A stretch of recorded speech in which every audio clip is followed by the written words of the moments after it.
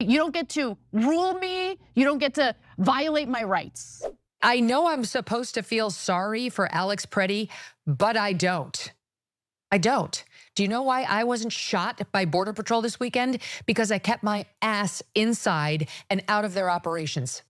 All right, buckle up, buttercups, because today we're diving headfirst into a story that's got more twists than a pretzel factory and more hypocrisy than a politician's promise. We're talking about Alex Preti, a VA nurse, an American citizen, shot and killed by Border Patrol, and the jaws-dropping takes from some corners of the media, specifically Megyn Kelly. Get ready, because what she's about to say about this innocent will make your blood boil and your head spin. We're going to break down her arguments, expose the logical fallacies, and remind everyone what it means to really stand up for your rights in this country. Let's roll. Well, Megyn Kelly has no qualms about VA ICU nurse Alex Preti getting shot and killed by Border Patrol agents in Minnesota as he stood there and held a cell phone to record them. He had it coming because he existed on public property and was filming federal agents, which he had the right to do, of course. Cenk, your 2 cents? Yeah, first, congrats, Megyn. You didn't do anything. Are you proud? Okay, I like Americans who fight for their rights. And so I think Alex Preti is an American hero.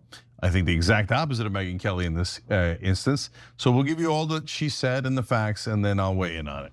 Wow, that's just crazy. So I gotta address this. Keep my ass inside. That's the level of civil engagement we've been encouraged to aspire to? That's not a recipe for freedom. That's a blueprint for a police state. It's the don't ask, don't tell of constitutional rights. Let's be crystal clear here. Alex Preti was on public property, filming federal agents, a right enshrined in law and upheld by courts. This isn't some black alley deal. It's fundamentally transparent.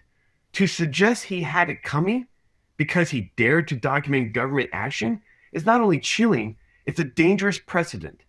It tells every American, if you witness potential misconduct, just look the other way, because your life isn't worth defending your rights. This isn't about feeling so sorry for somebody. It's about upholding the rule of law and protecting the rights of every citizen.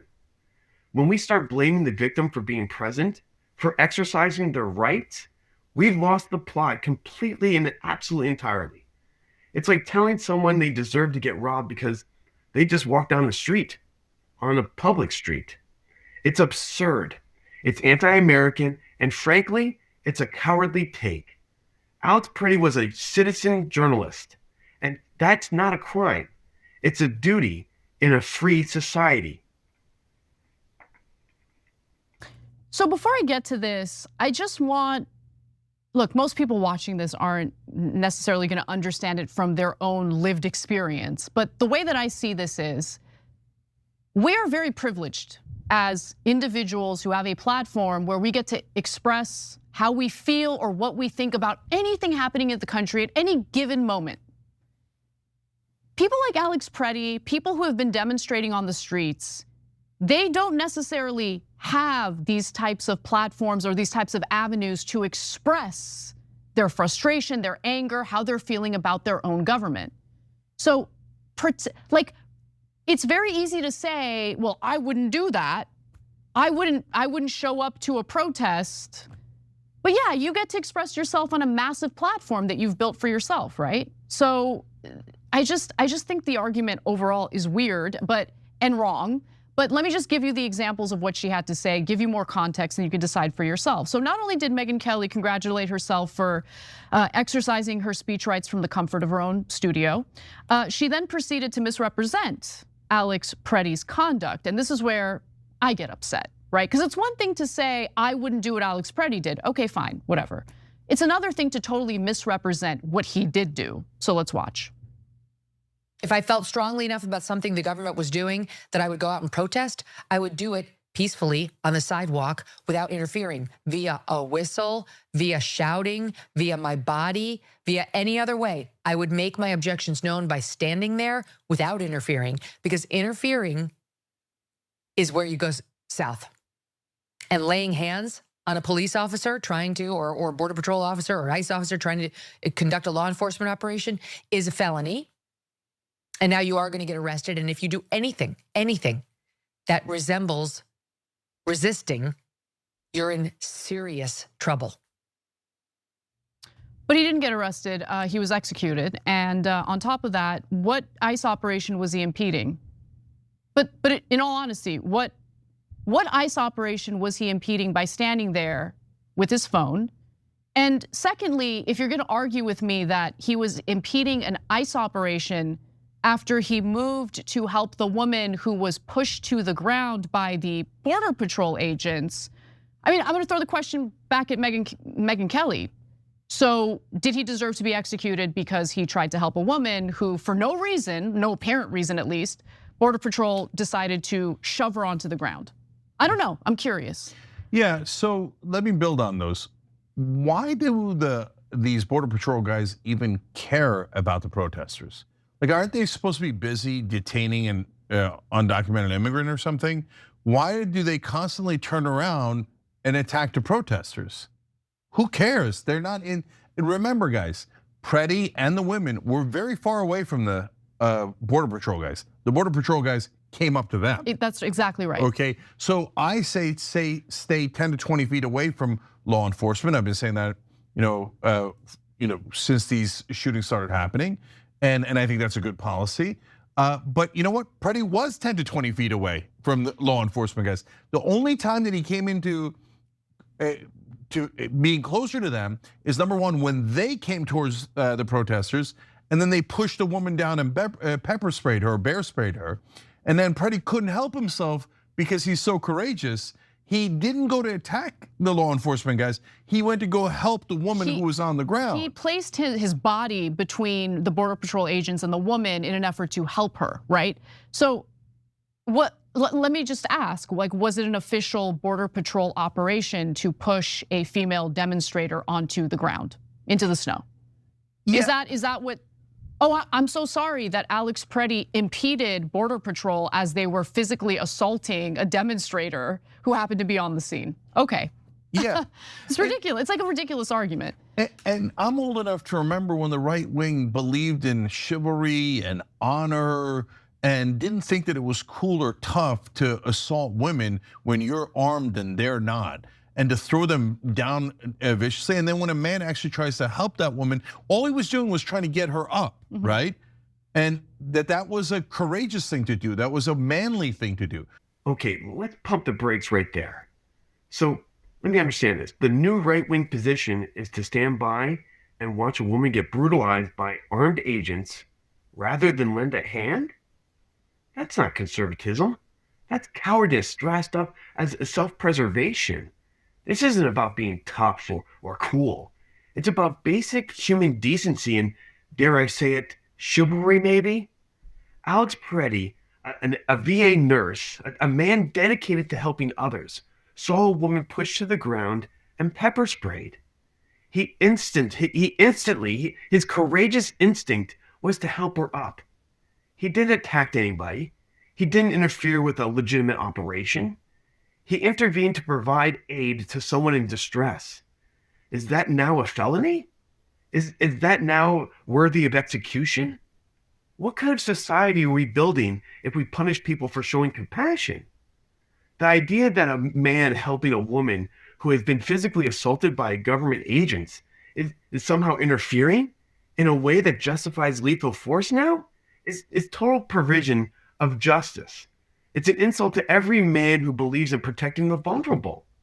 We used to call that heroism. Now apparently some want to call it as being reckless. This isn't just a political argument, folks. It's a moral one. And if the right wing has abandoned the principles of protecting women from harm, then unfortunately, we've got bigger problems than just the border policy. Now is the right wing position, no, if a woman's being assaulted, let her deal with her own problems. I don't want a felony or I don't want anything like that. I'm gonna run away. That's the manly position? I just want to be clear, is that the right wing position, right? No, I thought he was plenty away from them. He helped when he saw that someone needed help. He takes care of veterans for a living, so he knows when somebody needs help. I just think he was incredibly brave. And then he did, and I've got to correct this. She said he laid hands on them. There's no evidence of him ever laying hands.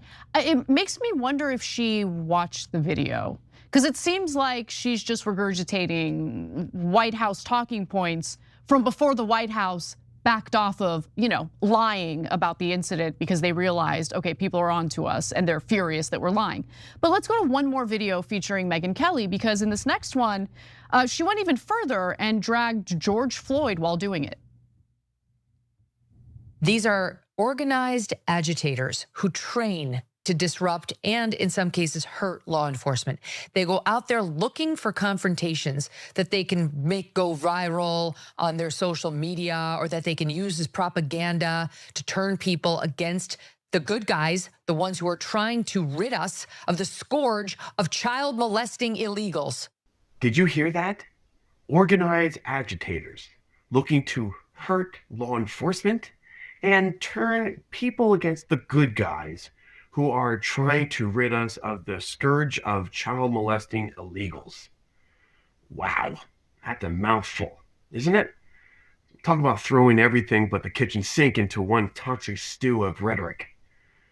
Let's break this down a little bit. First, let's unpack this organized agitator narrative. It's a convenient label used to dehumanize anyone who dares to question authority or protest government actions. It implies malice, training, and a desire for chaos, completely ignoring legitimate grievances. It's a classic tactic.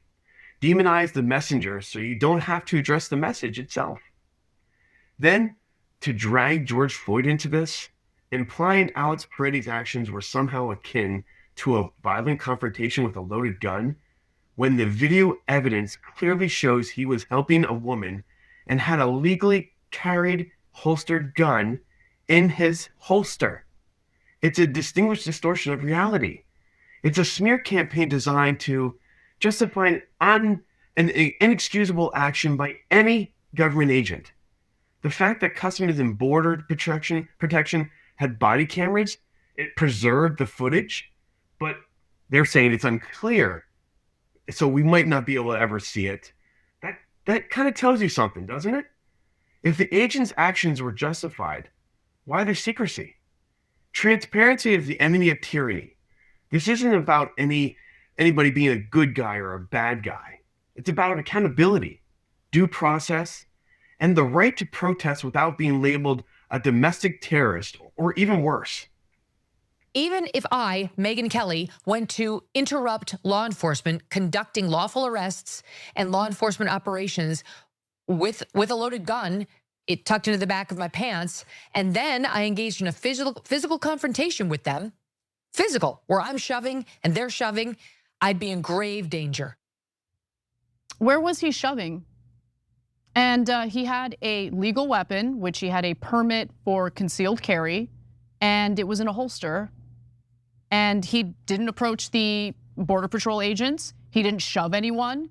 The only physical thing he did was place himself between the Border Patrol agents who had just shoved this woman. And I don't know if the woman was with him or not, right? But the woman was right there next to him.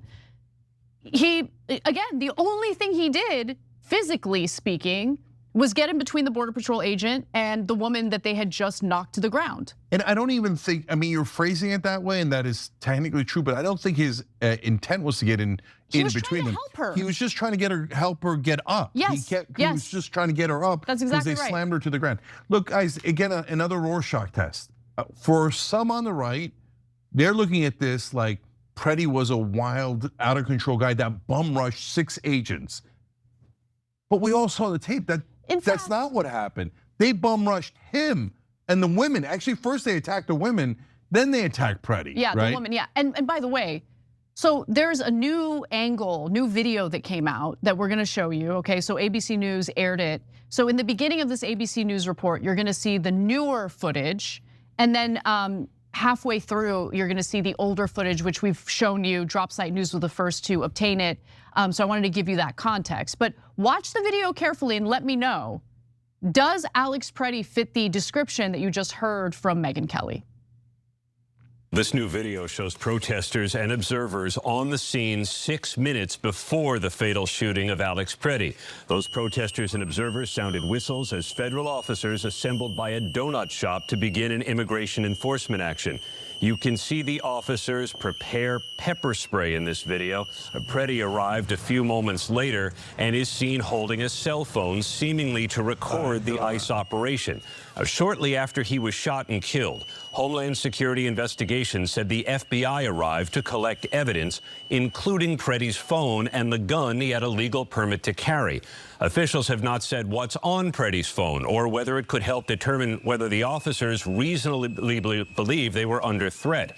Customs and Border Protection officers involved in the deadly shooting were wearing body cameras. The agency says the footage is preserved, but it's unclear when or whether the public's going to see it. And there you have it, folks. The truth stripped bare of the political spin and the cowardly takes. Alex Preti was an American hero, a man who stood up for what was right and paid the ultimate price. His story isn't just a tragedy. It's a stark warning about the erosion of our rights and the dangerous narratives used to justify unchecked government power. Don't let anyone tell you, keep your ass inside, when injustice is happening. Stand up, speak out, and demand accountability. So tell me, if you found this breakdown as infuriating and as enlightening as I did, make sure to hit that like button. Subscribe to the channel. Share this video far and wide. We need to keep this conversation going.